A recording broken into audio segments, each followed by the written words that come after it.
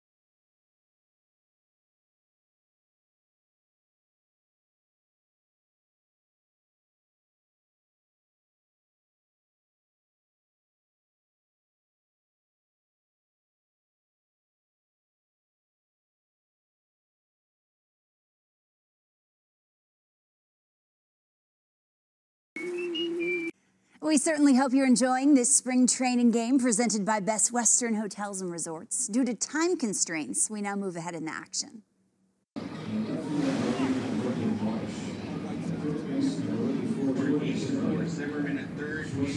Bottom of the 6th inning here at Camelback Ranch. Angels have a 6-2 lead. Trent Rush with Jose Mota. Angels making several changes here in the bottom of this 6th inning.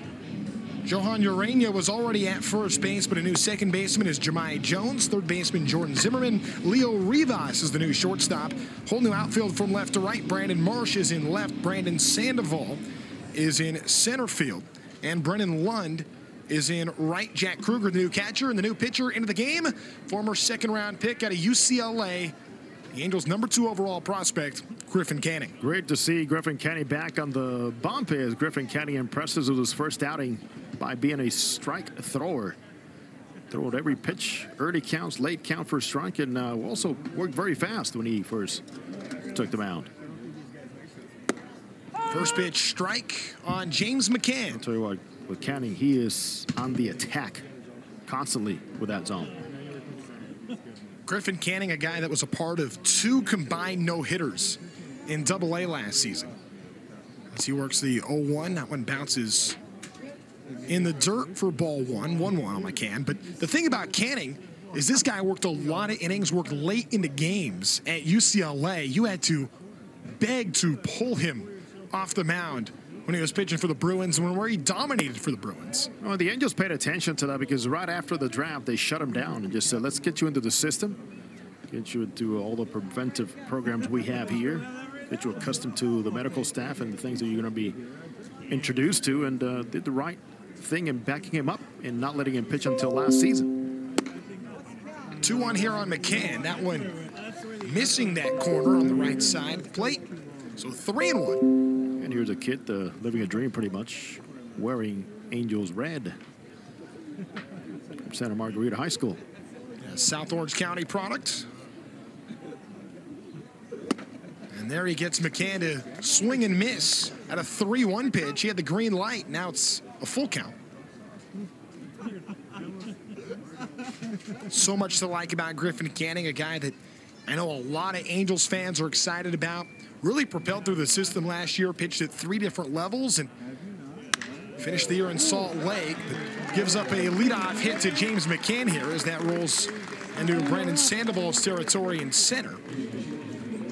So McCann is on. You know, that climb through the levels did not come easy either. It was not an easy cruising for him level to level. He had to go out there and also face the challenge of guys in professional baseball, be more adept, the everyday, the adjustments, things, pitching patterns that were working in college consistently. Change of thinking a little bit. And also adjust a couple things on the finishes to his pitches. Jamison Fisher is going to be a pinch runner here for McCann over at first base. First pitch on Ryan Goins in there for a strike, 0-1.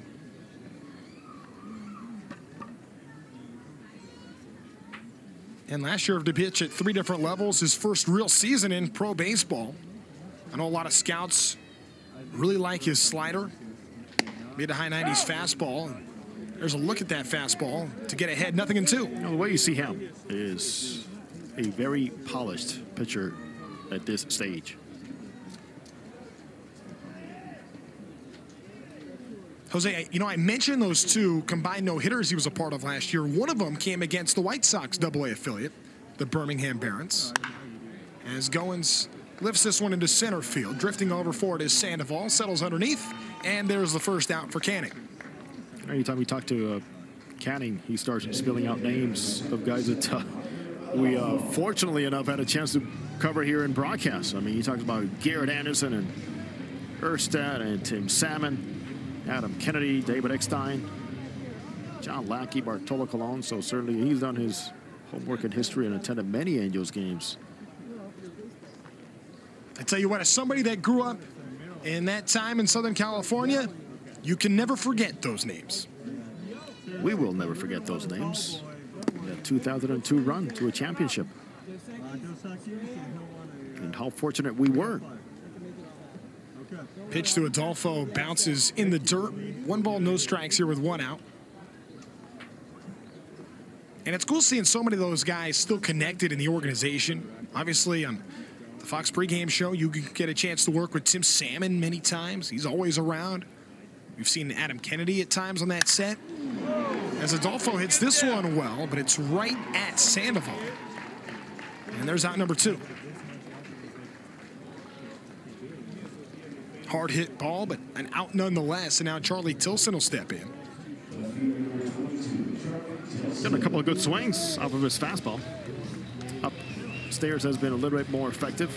Knee high has been hit hard. Griffin Canning's look at his delivery. Between innings, it all stays repeatable, consistent with a very fluid stride towards the plate. Tilson 0 for 2 today. Looks at a first pitch strike from Griffin Canning. Griffin's talked about how into a lot of the TrackMan data that he is. He says that that's really helped him progress and get better as a pitcher. And keep in mind, he is not new to that because of professional baseball. Many things he started learning about those analytics go back to before professional baseball and the way they was introduced to them. It's funny, you kind of see maybe some of the older guys in this game having to make that adjustment and embracing some of the new technology, but many of the young arms that come through the system, this is in some ways all they know.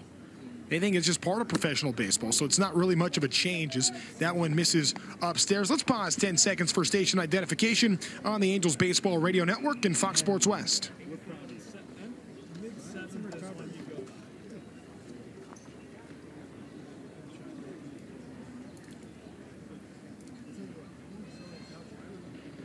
I'm Trent Rush with Jose Mota. Jorge Sevilla helping us out, our studio engineer today. Producer engineer. 2 balls, 1 strike, 2 outs as that one was down and in on Tilson. The next pitch will be Canning's 15th.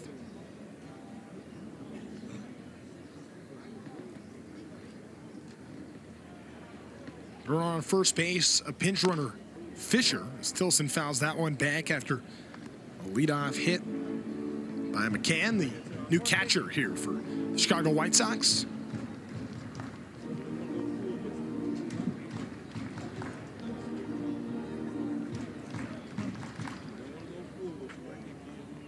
Also a strong possibility this season we'll have a chance to see Griffin Canning at some point at the major league level. I would say yes. It would be probably bad news for the Angels if Griffin Canning breaks camp with the major league team. It would mean that something had gone on. But I do think that we will see Griffin Canning at some point here in 2019. He and Jose Suarez, both those guys, I think, have a very good chance to pitch at the big league level this year. I'm right there with you. I mean, keep in mind that a lot of times, even in the regular season, it doesn't take an injury for you to get the call. I mean, sometimes it's because guys have gone through a stretch with no off days, and manager, pitching coaches sends a little fatigue and like, let's insert this guy, call him up, get a chance. Before you know it, that one guy call up is the one that starts settling everything else around him. 2-2 pitch was a breaking ball inside, miss. So 3-2 now, and there is ball 4. So that's pretty good discipline show by Tilson all throughout that whole at bat. Yeah, he made Canning work for that for sure. So now here comes Danny Mendick. Danny Mendick was in that batting order with the Birmingham Barons on May 14th of last year, one of Griffin Canning's 2 combined no-hitters. So who will this benefit? If you make a pitch, if you make a pitch, it doesn't matter. If you make a mistake, it matters more. It matters, but as a hitter, a lot. As a hitter, at least you go out there with an idea of which patterns he might have used against you, and if you're successful, be ready for another mistake. Mendick 0 for 1 today, did reach on a walk. First pitch strike from Canning. Things that he can take into an at-bat like this, well, his fastball had a little tail, for example. if he was a little tired, he had a little bit more sink in it. It was coming in and below my elbows. Breaking ball, what was it? Was it a compromise? 12-6? Was it a slurve? True slider?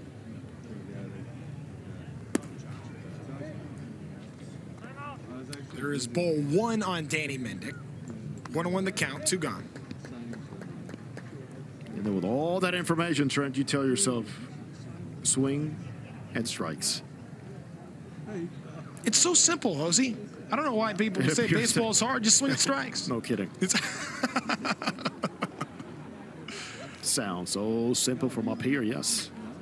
Throw the ball, hit the ball, catch the ball. Now 1-2 the count with 2 gone. That fastball beat him. Yeah.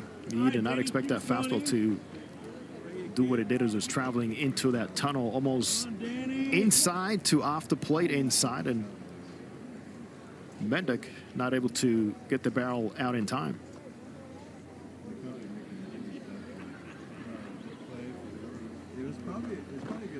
So Canning will go to work again on Mendick. 1-2 will do it once more, but he takes a look back at second base, wanting to make sure that he's not seeing Jackson Fisher going anywhere. Inning started with a McCann single. Fisher came in to pinch run for him.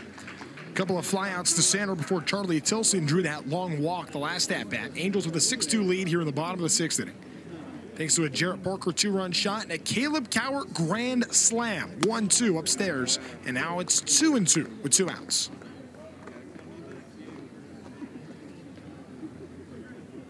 This is the fun part of spring, when you can talk about the competitions and guys rise at the moment and making the decisions really tough on Brad Ausmus and his staff and Billy Epler and his staff. Yeah, there's some cuts coming in every camp.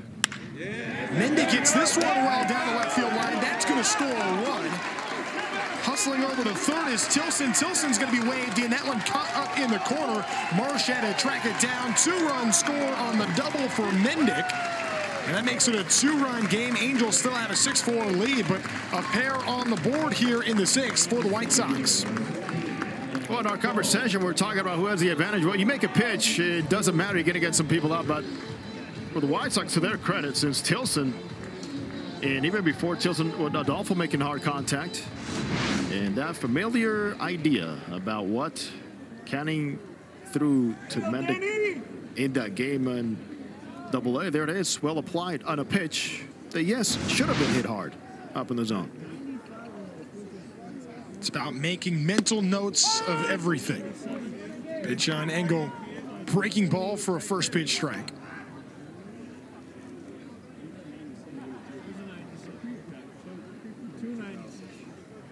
Had a chance to talk to Dusty Baker this offseason, and he was talking about Hank Aaron and just the memory that he had on as a baseball player. He could be from 15 years ago, and he was going to remember what that pitch threw, or that pitcher threw him in that situation. It's incredible.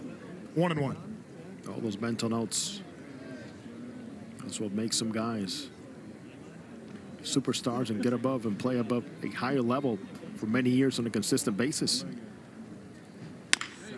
Engel chops it foul down the third base side. Hey, Trent, let's listen to our broadcast. A good friend of this broadcast, Amari P. Gonzalez, who recently went through a surgery process, and we wish Amari P. Gonzalez, for many years, Angels Spanish TV play-by-play, a speedy recovery, and to he and his wife, Gail, and everybody in the organization, wishing him all the very best. To El Socio Amari de Cuba.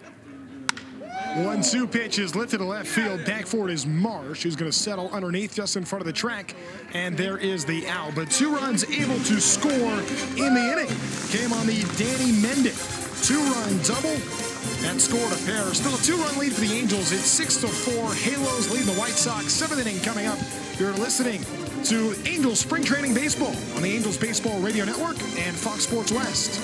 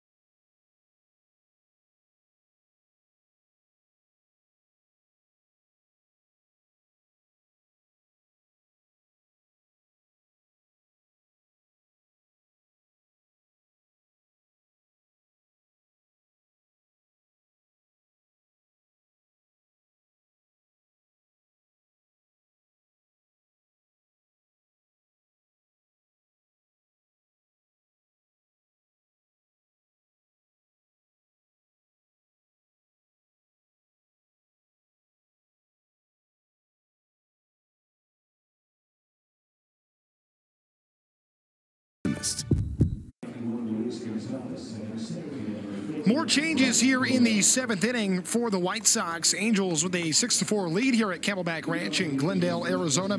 Nick Madrigal's the new second baseman for Chicago. Mitch Roman will be over at third base. Luis Gonzalez, the left fielder. Ryan Cordell, the center fielder. As a new pitcher comes into the game for the Chicago White Sox here in Evan Marshall. First batter here is Rhodes for the Halos, and he looks at a first pitch strike.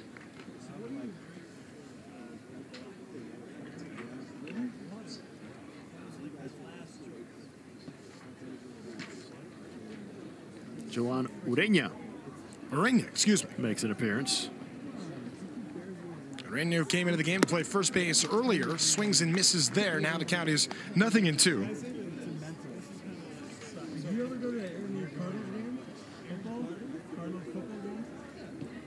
This Ureña's first at-bat came in to replace Caleb Cowart, who had a grand slam back in the 4th inning.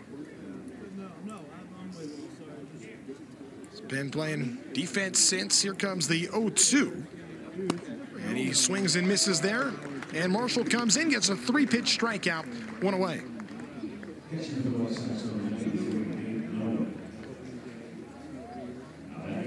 Leo Rivas, the new batter for the Halos here.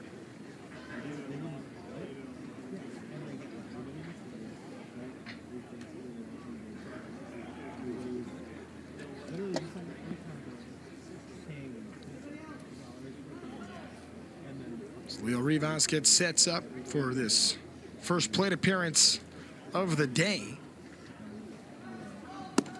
Rivas, the number 15 prospect in the Angels system, looks at that first pitch, missed for a ball. 21 years old, middle infielder from Venezuela. He's looking for the first hit. 0 for 7 so far for the Angels here in camp, a minor league invite. Day-to-day invite. Yeah, he's got great speed, pretty good defensively. He's got an above-average arm. So that pitch misses on the outside part of the plate. 2 balls and no strikes here for Rivas. 16 stolen bases a season ago, where he spent most of the year in Burlington.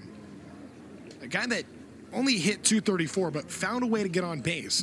On base percentage at .354 on the season. You've got to respect that with a low batting average, so there's some discipline in those eyes, and he knows his role. And sure enough, the count 3-0 here.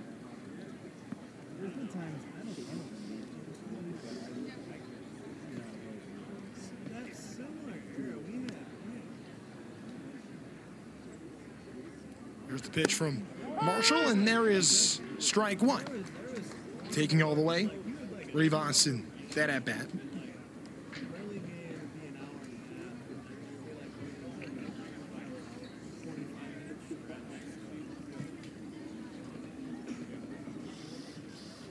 A contact guy and somebody that just finds ways to get on base. We'll see if he can do that here. The 3-1 pitch from Marshall, and there's a strike.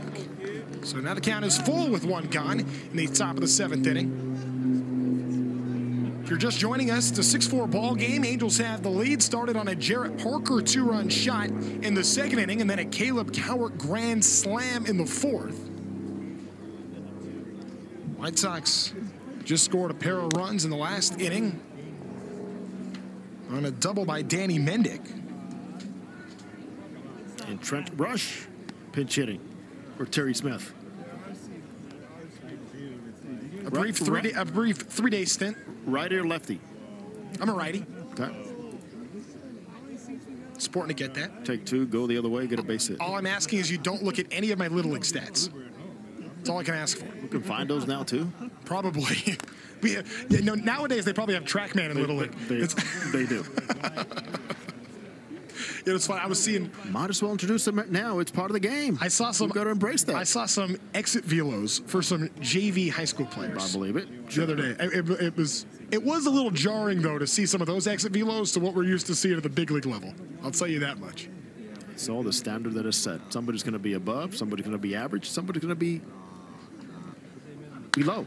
3-2. Rivas hits that one into the gap, and he's thinking 2 all the way. Good speed from Rivas, as that one still hasn't reached the wall. He might be eyeing 3. Rivas hustling into third base. He slides, but he didn't have to. A one-out triple. His first hit of the spring for the Angels. He needed a side speed so he could put on the brakes. Good at bat for the youngster. Haven't been 0 for 7.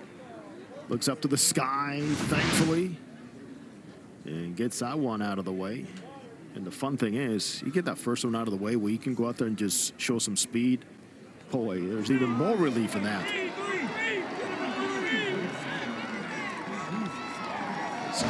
Now we see Jahmai Jones step in with the infield in. 1 out and good speed, and Rivas over at third. Jahmai Jones takes a look at the first pitch, and it misses for ball 1. There's no stands that Jam Jones is showing, especially with the hands and the arms and the way he's holding the bat, choking it. Has a little Alex Bregman in it. Jam Jones, who came up as... Hey, no comparisons, just looking at the stands.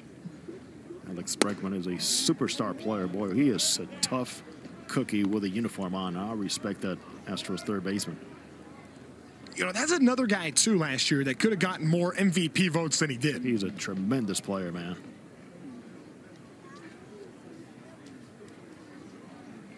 For Jones, this is his second big league camp. He was the youngest non-roster invite a year ago. Swing and miss there. 2 balls, 1 strike. Former second-round pick back in 2015. It was Taylor Ward in the first round that year. Was drafted to be an outfielder, but has since moved to second base. And this is a guy that just likes to have fun, too. Very athletic. It's pretty much an Angels ML here. Yeah, you can go through just about every prospect in the system. Looking forward to some of these youngsters coming out, the new wave, the next wave.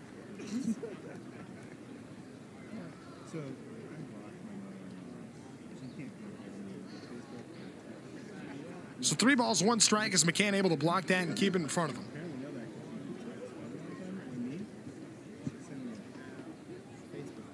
Jones, who changed his swing a few times last year. 3-1 pitch. Waved and missed. Now the count is full. Yeah, at times that swing can get a little long still, and they're trying to get Jones to shorten to a certain part of the zone on pitches that he can handle. One thing he did do real well was improve that plate discipline. And Jose, we've talked about that a lot today. He walked twice as much last year as he did the year before. 3-2 pitch, chop foul. You increase the ability to see pitches. More pitches to see during one at bat. Whether you are a slugger or a contact hitter, slap hitter, better chance you'll see a better pitch to handle. But also you got to get away from the fear of striking out. And yes, strikeouts are now a part of the game, more accepted than at any other time. Again, the infield's still in. 3-2 pitch, and there's a strikeout. So Marshall gets Jam Jones to swing and miss for the second out in the inning. Hey, get your red on. Experience Angels baseball according to your schedule. Choose the games you want with the 20-game flex plan. Call 888-796-HALO or visit angels.com/ticket plans. As Jordan Zimmerman steps in for his first plate appearance of the afternoon. Angels up 6-4. Top of the 7th inning.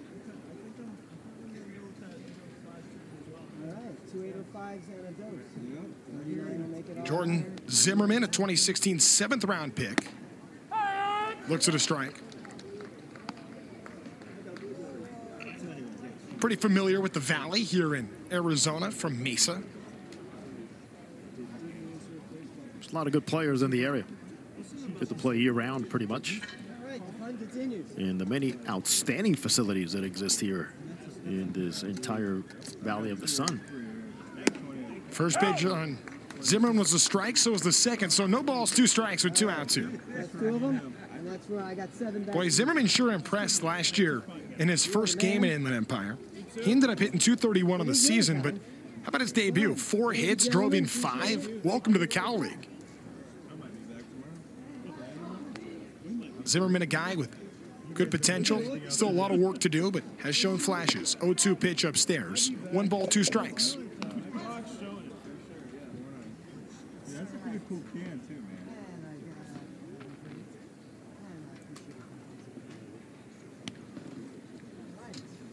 So the runner at third is Rivas, who hit a 1-out triple here earlier this inning. Angels trying to bring him in and extend their 2-run lead. 1-2. And there is strike 3. So Marshall, after giving up that triple, gets 2 strikeouts. In fact, all 3 outs he got in the inning were on strikes. Time to stretch things out here at Camelback Ranch. Bottom of the 7th inning when we return. 6-4 Angels lead the White Sox here on the Angels Baseball Radio Network and Fox Sports West.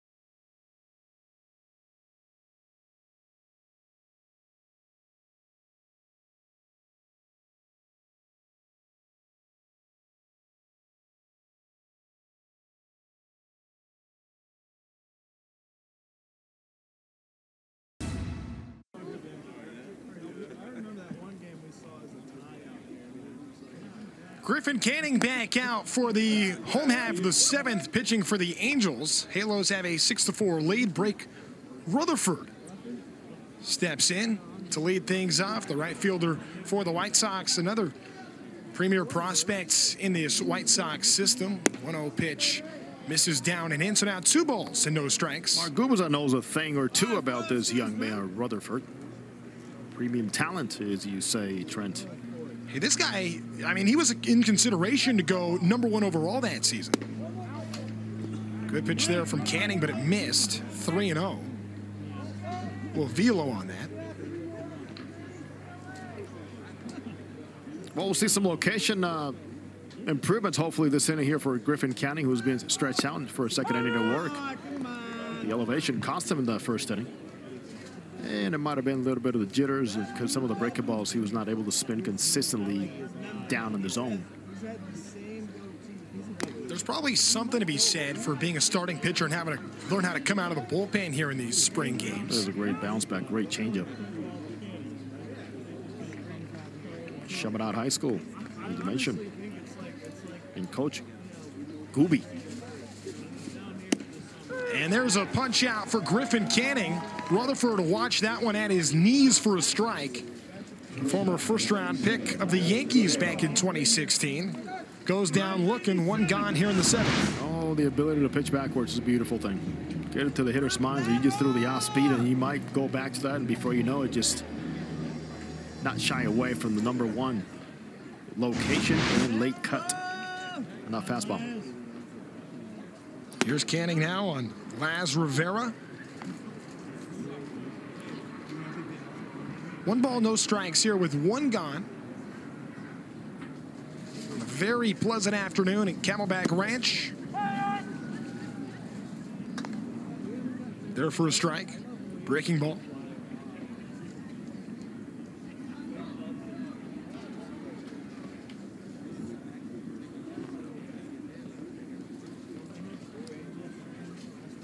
1-1 is chop foul. You know, for Griffin Canning, this is a guy that will work quickly with nobody on base. His pace definitely slows with guys on. Former second-round pick out of UCLA.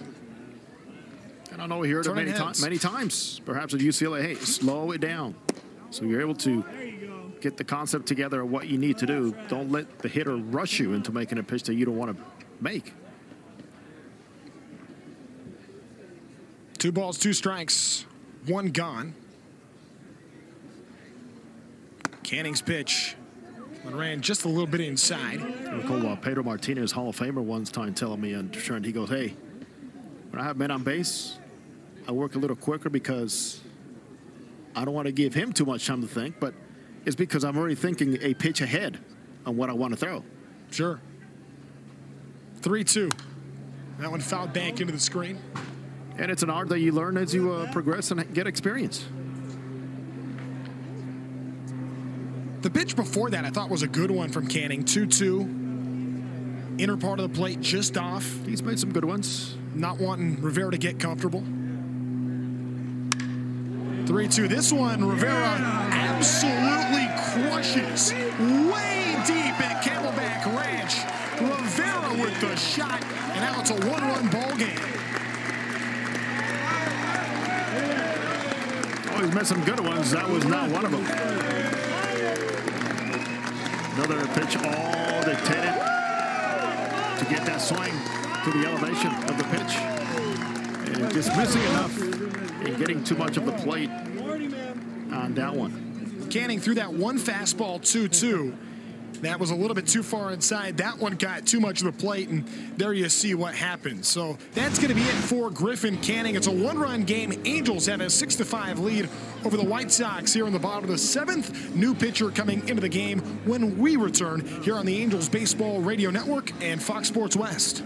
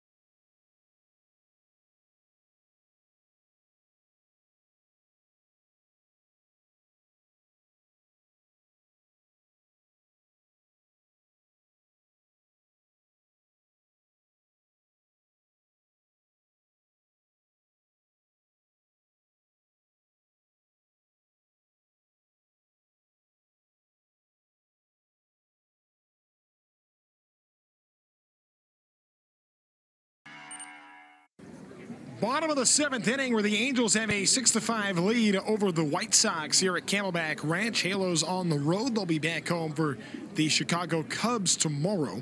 He's Jose Mota. I'm Trent Rush. New pitcher in for the Halos, Jeremy Rhodes, comes in to replace Griffin Canning.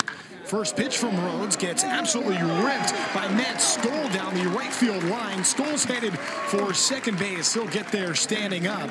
And a one-out double for the White Sox here on a tough start for Jeremy Rhodes. All we can say, the at-bats have gotten better. Going back to the 6th inning of this new wave of White Sox players, making some good adjustments. But it's all dictated by something we've been talking about ad nauseum now, Trent. They're swinging at strikes, and they're not mixing, and they're not over-swinging.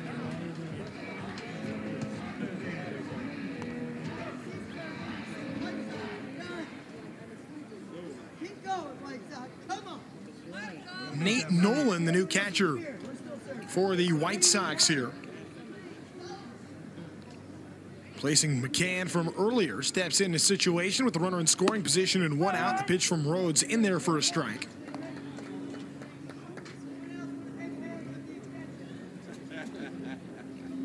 Jeremy Rhodes, 2014 fourth-round pick out of Illinois State.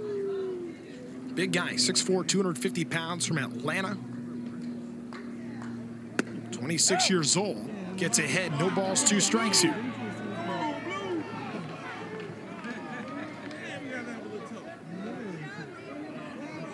For Rhodes, this is first major league camp. Was an all-star, the Salt Lake Bees in the PCL All-Star game. Season ago, 0-2 foul back. He's got a crossfire delivery, and he comes right at you.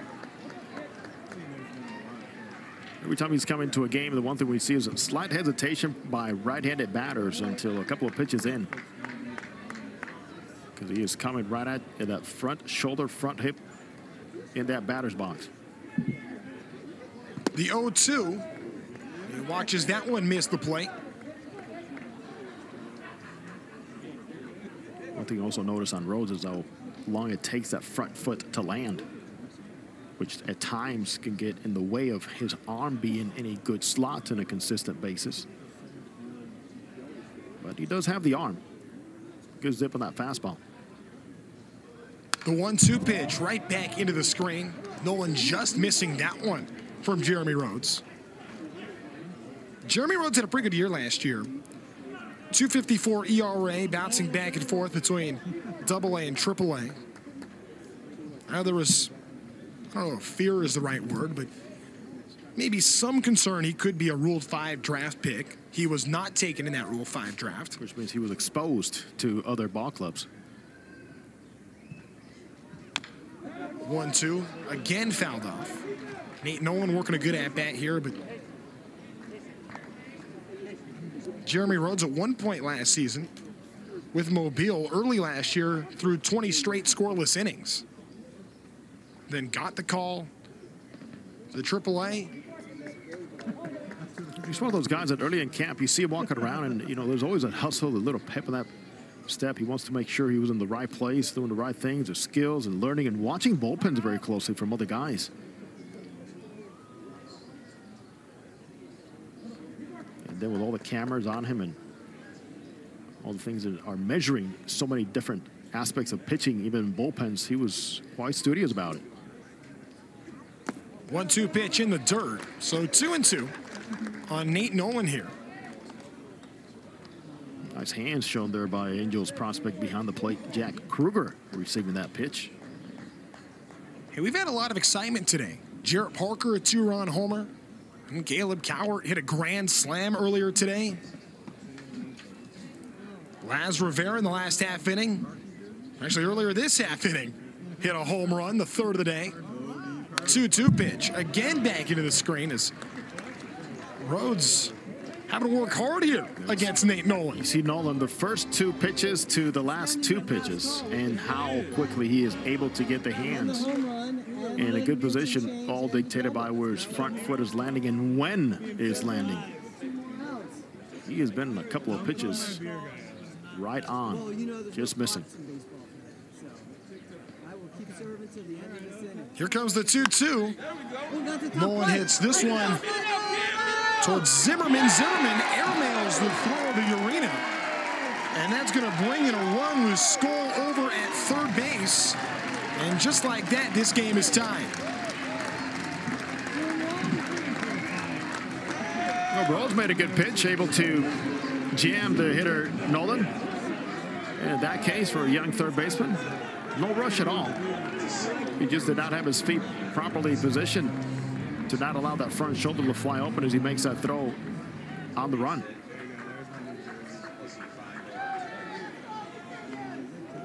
So it'll be called a single and an error.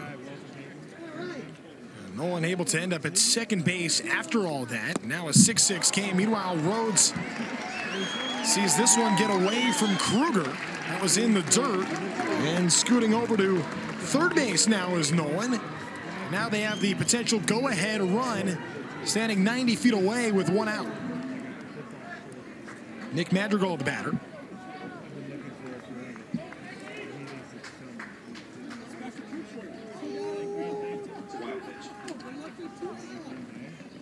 So a wild pitch from Rhodes has a 1-0 count on Madrigal, and there's a strike.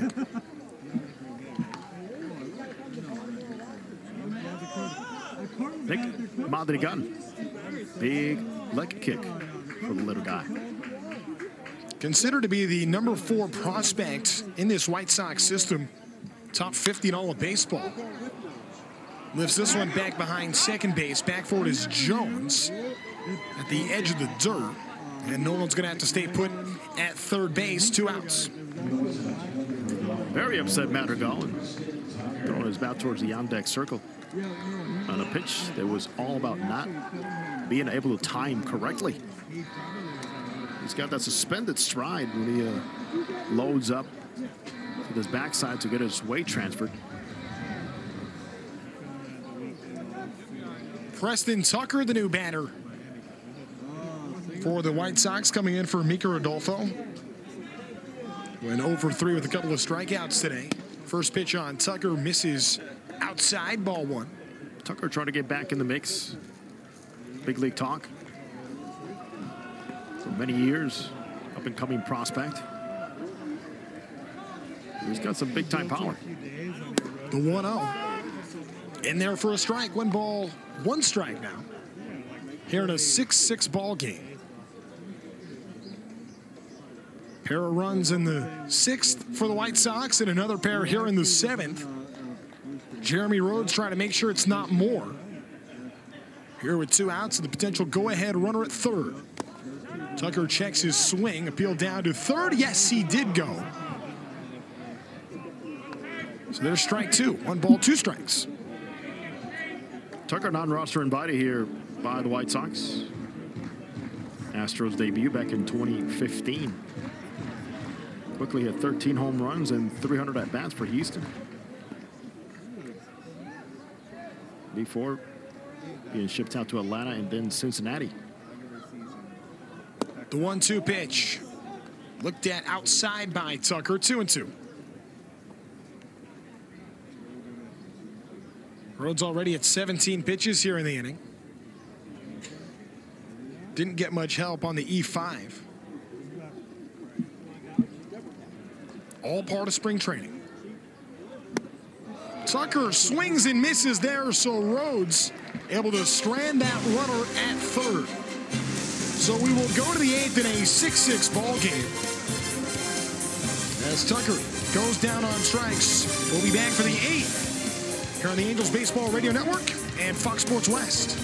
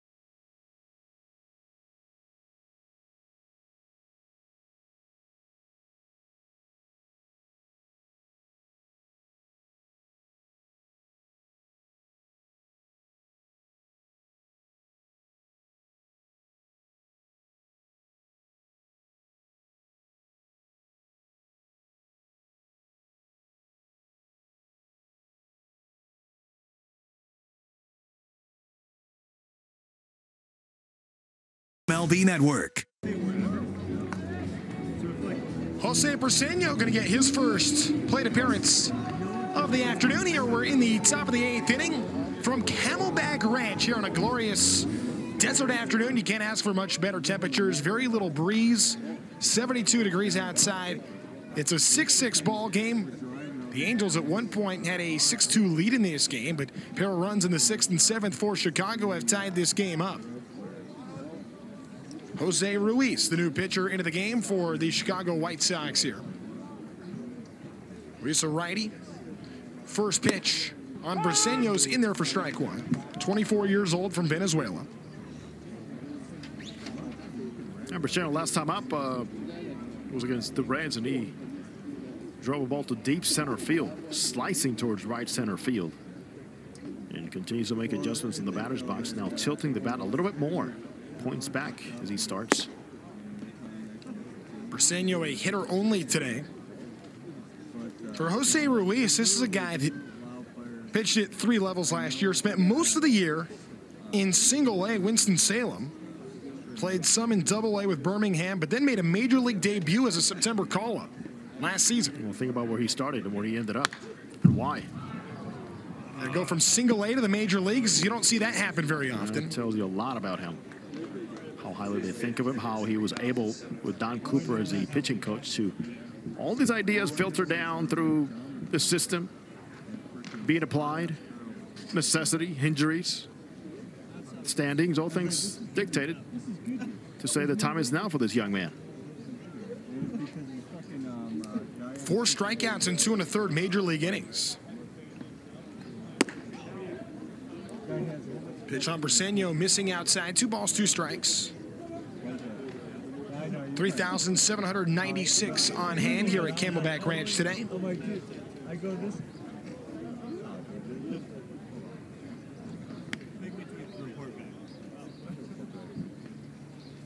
Here comes the 2-2 on Briseño, and that runs inside and hit him in the hand.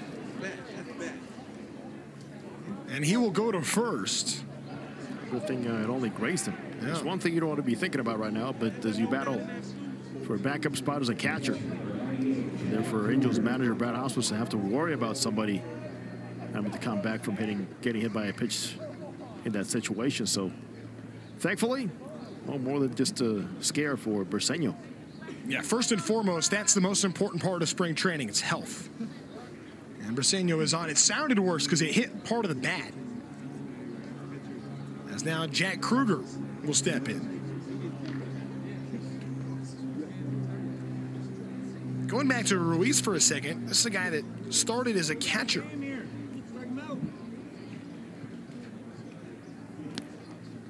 Now has since moved to a relief pitcher. First pitch on Kruger is hit well, and that's going to drop right in front of Cordell in center. So after a hit batter and a base hit in consecutive pitches, 2 on, nobody out here for the Angels and their masher, Brandon Marsh. Well, good thing is to see Jack Kruger put his name up there on the board and get the base hit. Kruger, one of the Angels prospects, athletic, sprays the ball around. Good knowledge of the strike zone, shows us there. Good compact swing. Hit close to 300 last year. Let's just say he hit 300. That's okay. 299. I won't hold it against you. Come on. All right. That counts. Almost. In 357 on base percentage for the youngster. That is a number that will turn heads. Here's Brandon Marsh, 2016 second-round pick. 2 on and nobody out here for Marsh. First pitch he sees takes a home run swing, but missed it. No balls and 1 strike here. Yeah, he was thinking Caleb Coward on that one. Now it's time to dial back, which we have seen him do here in spring training. He's the Angels' number 3 prospect, a consensus top 100 prospect in all of baseball. He walks a ton, but also strikes out a lot. 0-1's upstairs. Now 1 ball, 1 strike with nobody out, 2 on base here in the top of the 8th inning in a 6-6 ball game. One thing for Marsh, Trent, you know very well, following those kids down in Inland Empire, is he had to fight back to get those numbers to a respectable level last year. Yeah. It wasn't the easiest of starts, but he showed by improving plate discipline. I spent a long time in Burlington last year. The limitations were not Probably a little bit longer than many of the scouts around baseball would have expected, knowing the talents of Brandon Marsh. bad. Hey, guess what? 2-1 the count, no outs. Fucking there's nothing going on right now. By the way, you ever go to a 66ers game, Jose? You know it's baseball season? I have been to that ballpark. I've watched the San Bernardino team back Yeah. before it was the Angels. They are fun out there. They have a good time. Rancho Cucamonga, got to see some games there. 2-1 on Marsh. He looks at it. Catch part of the plate. 2-2. In fact, I got to see Kendrys Morales play for Rancho Cucamonga Is that right? years ago. You know, that's part of the reporter duty is you got to go on all the rehab assignments to go see whenever they pitch or play at IE. And you get out there, and man, it is a good time. I look forward to those. It's a great environment. It's gotten better through the years. 3-2 the count. Is that one missed? See all the host families, Yeah. how proud they are when they see these kids, go through the ranks and eventually make it to the big leagues. And we run into so many of them who just tell us, hey, I had this kid when he was over in Rancho or in the Inland Empire, and look where he is now. And he left the tickets. 3-2 on Marsh. Hard hit ball over to Madrigal. Madrigal goes over to Rivera to score. And that is a double play. Briseño able to get to third. But now 2 outs in the inning as Marsh grounds into the double play. Hit it hard. Not much you can do about that one.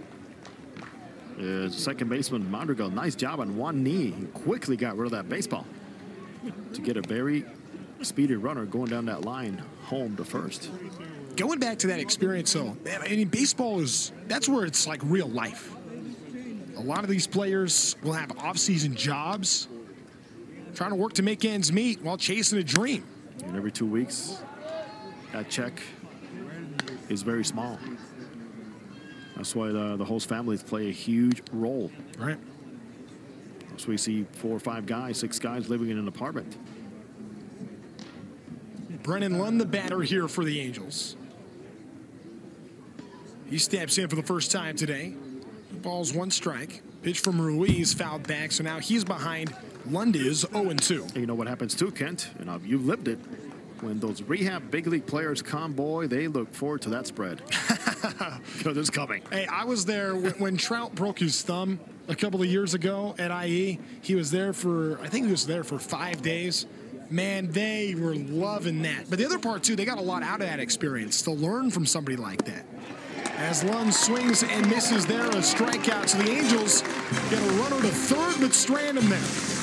We'll go to the bottom of the 8th after this. A 6-6 ball game. White Sox coming up. Home half is next. You're listening to Angels Spring Training Baseball on the Angels Baseball Radio Network and Fox Sports West.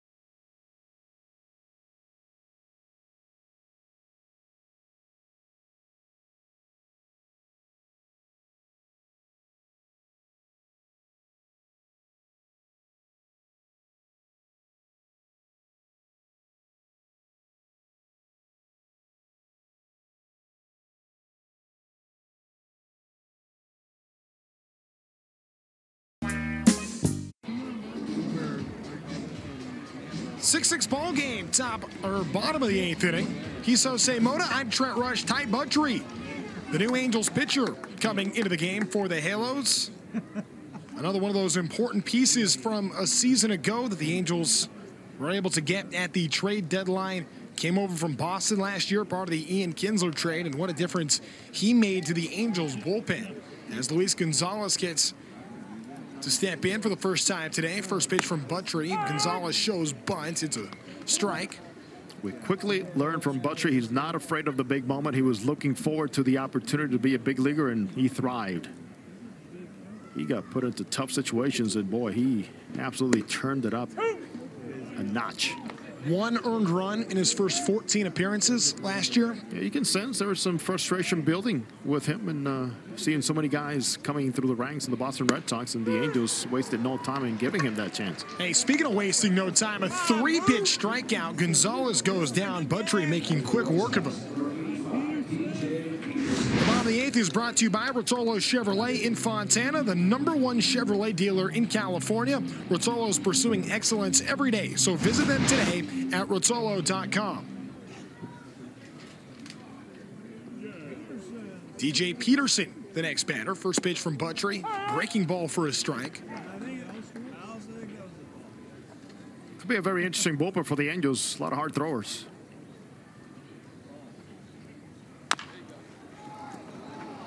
Little dribbler right in front of the catcher circle there. Jack Kruber picks it up, flips it over to Urania. And there is a quick out number 2 as Peterson goes down. That's a heavy fastball right in on your hands.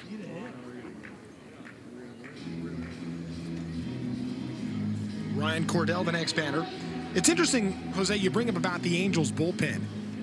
I think that a lot of people lose sight of the fact that now, while the bullpen wasn't great a season ago, they did finish 13th in bullpen ERA last year and have made some additions this season over the winter. I mean, the Angels' struggles were based mostly, if you look deep into it, on the offense. Yes, there were the injuries, but if you look at the starting staff, it's not like they were last in ERA or anything like that when it comes down to where they ranked with the rest of the league. It's about offense. Some guys just didn't pan out. At the end of the day, you got to get hits. Look at the Oakland A's. They lost the entire rotation. And yes, they did have a shutdown type bullpen. They added more pieces, but it came down to the offense. 1-1 to Cordell. Backhanded stop by Zimmerman. Long throw over to Urania, and he beat it out. Ryan Cordell showing some good legs. And now he is on. An infield hit. Mental note, he gets out of the box very quickly. No wasted time. Another high leg kick, but he got out of the box thinking base hit the entire time. So a couple of tests here for young Jordan Zimmerman at third base today. Cordell was the player to be named later in the Jonathan Lucroy deal, which sent Lucroy from Texas to Milwaukee. Diving back safely is Cordell. And that was a big play, or a big throw, I should say, for Jordan Zimmerman. That ball got pretty far back there in the dirt towards that left field grass as Buttrey throws again over to first base. Now facing Blake Rutherford. Rutherford getting his second at-bat here in this game. Rutherford struck out looking the first time. Buttrey working from the stretch. Here comes the first pitch to Rutherford. It's a chopper over towards Jones at second base. And there's a look at that athleticism by Jahmai Jones. He gets it to Urania for the outs here. So when we come back, it'll be the top of the 9th inning here at Camelback Ranch. We got ourselves a 6-6 ball game. You're listening to Angels Spring Training Baseball on the Angels Baseball Radio Network and Fox Sports West.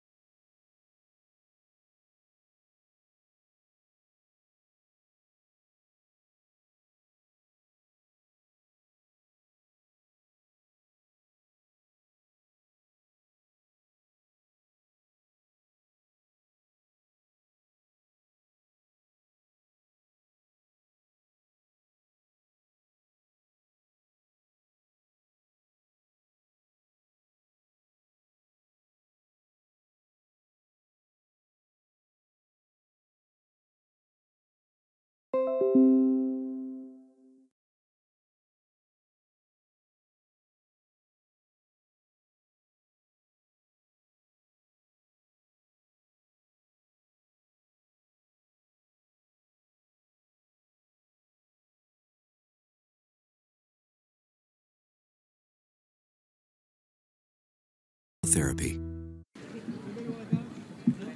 2014 fifth-round pick Zach Thompson. The righty will get things going here in the ninth inning for the White Sox. Top of the ninth inning in a 6-6 ball game. It's been a fun day here at Camelback Ranch. Angels at one point, though, had a 6-2 lead thanks to a Jared Parker two-run homer in the second and a grand slam by Caleb Cowart in the fourth.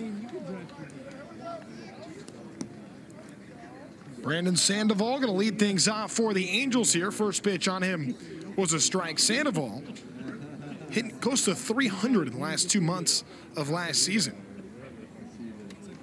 Zach Thompson gets set with the 0-1 pitch, sees that one a breaking ball, missed down and away.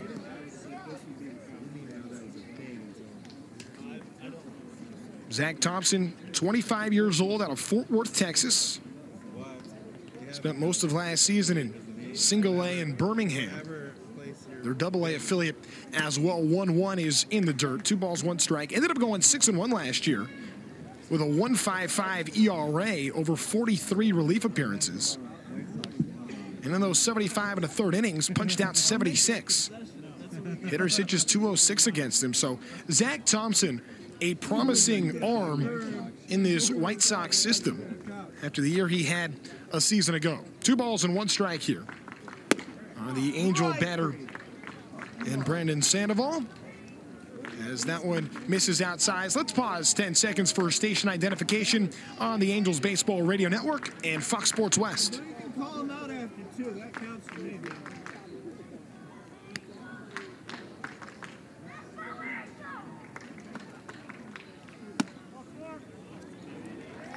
And the 3-1 pitch misses outside on Sandoval, so he's aboard with a leadoff walk here. Sandoval, a Vanguard guy, like Jose Rojas and Sean Isaac, an NAIA school in Orange County, Costa Mesa, California. 3 guys from Vanguard in the Angels system. Joan Urena will be batting here with 1 on and nobody out. His second plate appearance. Takes a look at a strike. Urena struck out to lead off the 7th inning last time.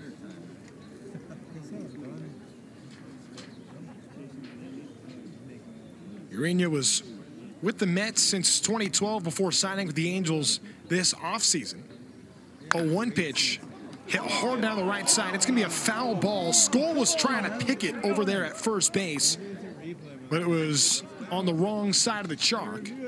So no balls and 2 strikes here. Urena hit .261 a season ago in Double A. Ended up hitting 14 homers, drove in 63. Though has been as high as Triple A, where he played in 13 games back in the 2017 season in the Mets organization. But Urena had some streaky pop last year, had a 3-homer game towards the end of last season. Here comes Thompson's 0-2 pitch. That one fouled back into the screen. You know, among some of the fun things we've had today, we had the Clydesdales make their way across the outfield wall and along the warning track earlier today. Part of the fun, festive atmosphere that comes with playing in Cactus League baseball. The Angels trying to win their 8th game of the Cactus League at this point. 0-2 by Urena. That one skied to shallow right field. Back for it is Madrigal, calls off Rutherford, and settles underneath for the first out in shallow right.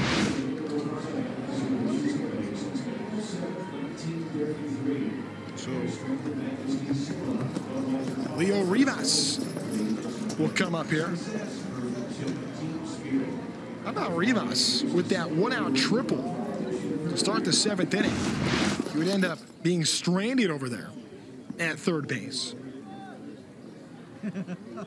Rivas, just the guy that will work long at-bats. It was a really good at-bat he had there. Got the count to full. Ball goes inside on Rivas. So 1 ball, no strikes here with 1 out in the inning. Yeah, Rivas was ahead 3-0. Ended up getting himself into a full count, fought off some pitches that were near the zone, and then was able to rip a triple. And he was thinking 3 right away. Runner on the move, defensive swing, and a Good throw there by Nate Nolan. And getting gunned down is Sandoval.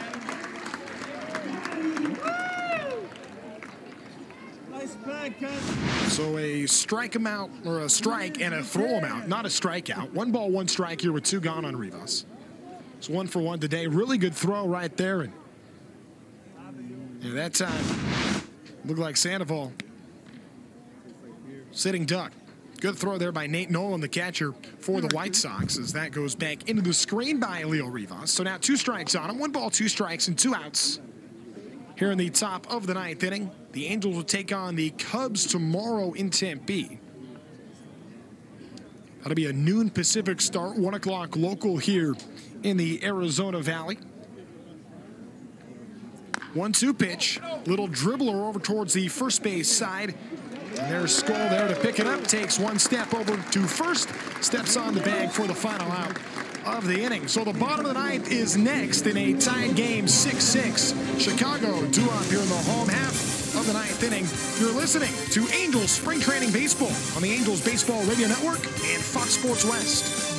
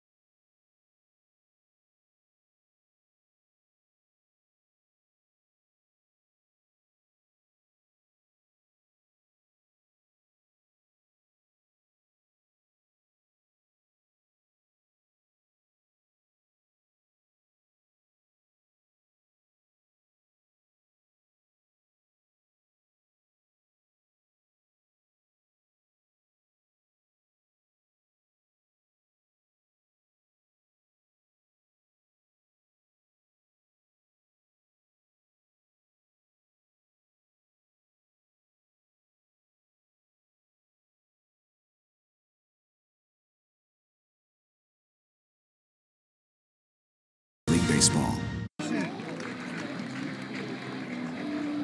It's the shortstop Laz Rivera that's going to lead things off for the Chicago White Sox here in the bottom of the 9th inning in a 6-6 game at Camelback Ranch. I'm Trent Rush with Jose Mota, Jorge Sevilla, producer, engineer. And a new pitcher into the game for the Angels, a guy that's gotten a lot of attention in camp already this season, Jared Walsh. His first pitch is a strike. Jared Walsh, a two-way player, 25 years old. He was a 39th round pick out of the University of Georgia. Was drafted as a two-way guy as Laz Rivera hits this one well, but settling underneath it will be Lund just in front of the track. So a quick first outs here for Jared Walsh. You know, the thing about Jared Walsh, and we talked a lot about this, is the two-way guy and how that's different in Major League Baseball now, or just across professional baseball. And of course, starting with Shohei Ohtani last year, and Walsh, one of 5 Angels in the organization that's listed as a two-way guy. It's not really new to him. Jared Walsh was a two-way guy at Georgia. As the first pitch on Matt Skoll, a breaking ball misses outside, 1 ball, no strikes. He did the same thing in the Cape Cod League. And when you look at his numbers, he was actually better as a pitcher in college. That one just catches the bottom half of the zone for a strike. So 1-1 the count with 1 gone. In 468 collegiate at-bats, he hit 7 homers with a 724 OPS. Skoll doesn't like that call, but it's ruled a strike. 1-2 with 1 out. You compare those hitting numbers to what he did on the mound, in 101 in the third innings, 92 strikeouts, and hit a 3.18 ERA, and did that in the SEC. See that breaking ball again. This time it's too low. 2 balls, 2 strikes the count with 1 gone here in the 9th. Again, the Angels will be at the Chicago Cubs tomorrow. Kyle Hendricks will start that game for the Cubs. Still no official word on who's going to get the nod to begin that game for the Angels, as the 2-2 pitch misses too far in. Now a full count, 3-2. Matt Skoll hit a double back in the 7th, scored a run. There's a hard hit ball, but there to stop it was Leo Rivas. Gets the toss over to Urania. And Jared Walsh 2 up, 2 down here to start the 9th inning. Good play by Rivas. We know about his speed and his defensive ability, and that was on display here. Here comes Nate Nolan, who had a single and got to second base on an error in the 7th inning. He won't get credit for an RBI, but was part of how the tying run was scored. He goes after the first pitch of this at-bat, and Urania just ran out of room over on the first base side in foul territory. So 0-1 the count on Nate Nolan. Again, 1 for 1 in this game with 2 outs. The other part about Jared Walsh is that the idea is you could have him begin a game in the outfield, then bring him in as a relief pitcher.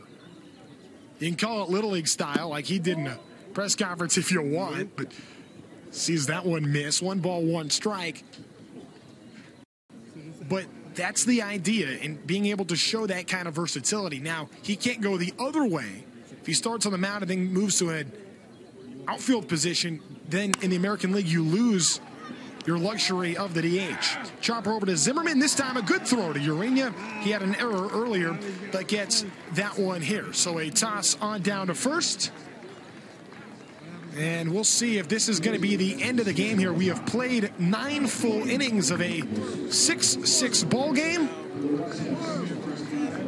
And it looks like that is going to be it here in this game. So the Angels, with their first tie of spring training, 6-6, ends up being the final score. So the Halos now 7-3-1 in Cactus League play. For the White Sox, they are 3-6-2 here in spring training so far here in the very early goings of spring training. And we certainly hope that you enjoyed this spring training game presented by Best Western Hotels and Resorts. We now join the following MLB Network programming. Enjoy. Oh, I love this tweet. Should be #1. I bet Mr. Trout has never bowled a perfect game. Our research department didn't think about that. Right, D-Row? Come on, research department. I did not make this list, by the way. I'm here to bury it. Shame on you, researchers. Yadier Molina should be on the list till he decides he shouldn't be on the list. Ellen Betances is going to face all the researchers that we have here at the MLB Network. They're going to go to Yankee Stadium, they're going to stand in the box, and he's going to throw a sly doobie that starts at their brain and ends up on the outside corner. That's the payment they get for not putting him in. Well, who's the researchers? Because we're fighting in the parking lot. Oh, here they are. They are ready. They've had enough of your verbal attacks. They're waiting for you in the parking lot. Bring it.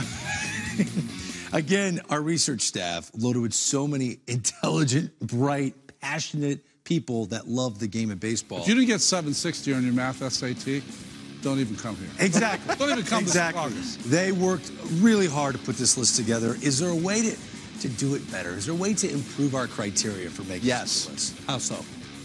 Ask the current players. Yeah. They'll do it. So they should have anonymously ask the current slice players. of the pie. Well, I remember we used to vote on the Players' Choice Awards. That's right. It's anonymous. Or who should go to the All-Star game. I used to go hide in a stall and do it to not upset friends. You'd hide in stall. I wanted to give my honest opinion. I didn't want to just hook my boys up if they weren't deserving. So maybe not top 100, top 25. Yeah. At the end of the day, they got it right in the top 3. Right? You can't argue with Arenado, Betts, and Trout. The great thing about this, you can argue about everyone. They want to keep arguing. What a week. That was so much fun. D-Row, Ron, you guys were awesome. My name's Greg Amsinger. Thank you so much for watching, and congrats to Mike Trout, the best player in baseball right now. Keep on praying, gotta keep on praying, gotta keep on praying. Goodbye, baseball! I think he brings so much to the table.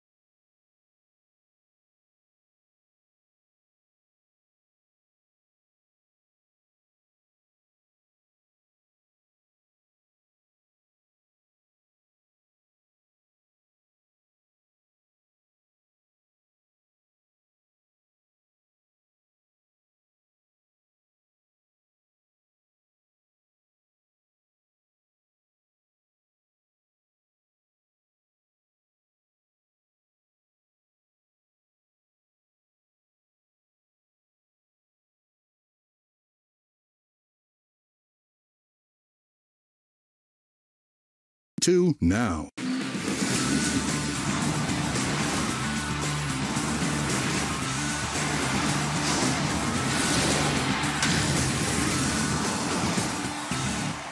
Joey Lucchesi on the mound, ready to work here today. Today's pitcher profile is brought to you by Cox Communications. Yeah, you think about it, when Joey Lucchesi was on the mound, you expected a certain degree of consistency.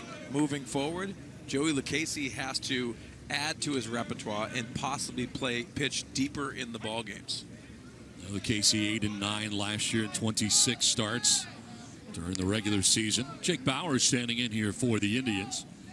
And the first pitch of this one is chopped foul outside of first. And Jake Bauers getting the start at first base today for the Indians.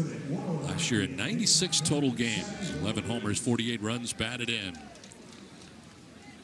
Now, Terry Francona's Indians were swept last year in the American League Division Series by the Houston Astros. Lost 2 games at Houston, and the only game of the series played in Cleveland. Bauers swings through that, finds himself down 0-2. Good two-seamer by Lucchesi, also pitching in to left-handers.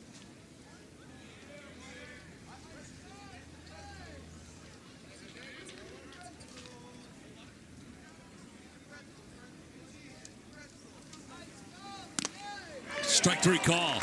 Picked up the outside corner. Good start to the day for Lucchesi. Well, Don, great location, and what you got to love is how he set that up. The previous pitch really indicated how he can open up that pitching lane on the outside corner. Perfect, and nice presentation by Austin Hedges. One down here in the first inning for Tyler Naquin. Padres playing for him to pull as he stands in on the left side. Back-to-back lefties to start the day for Lucchesi. 61 games last year for Naquin. Finished up at 264 for the Indians.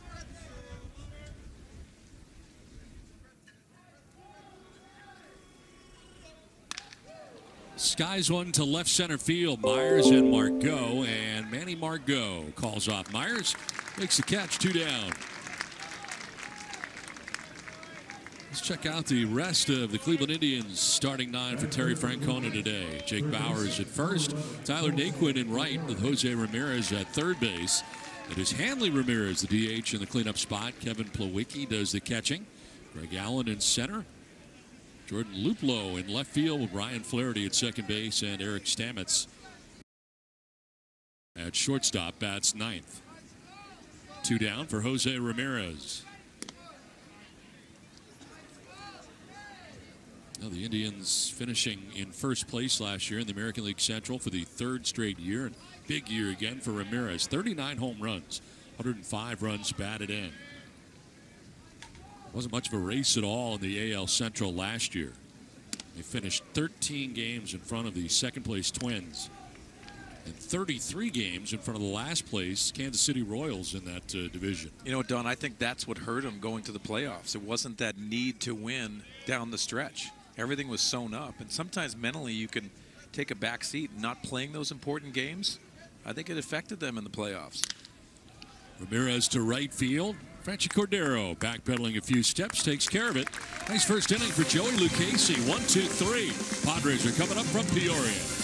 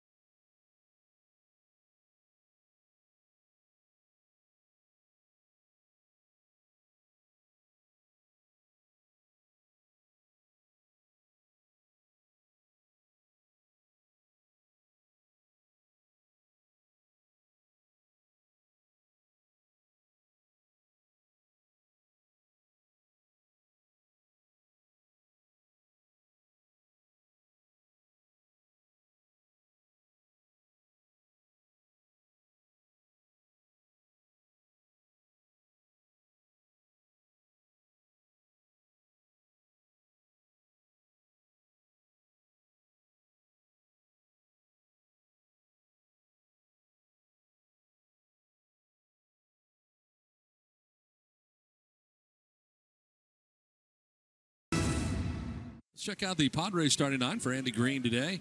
Ian Kinsler leading it off at second base with Eric Hosmer at first, Manny Machado at third, Franmil Reyes, the DH, with Will Myers in left field today, Franchi Cordero in right, Manuel Margot in center.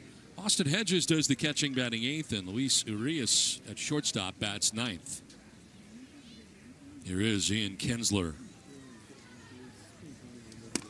Played a total of 91 games for the Angels last year before going to Boston for 37.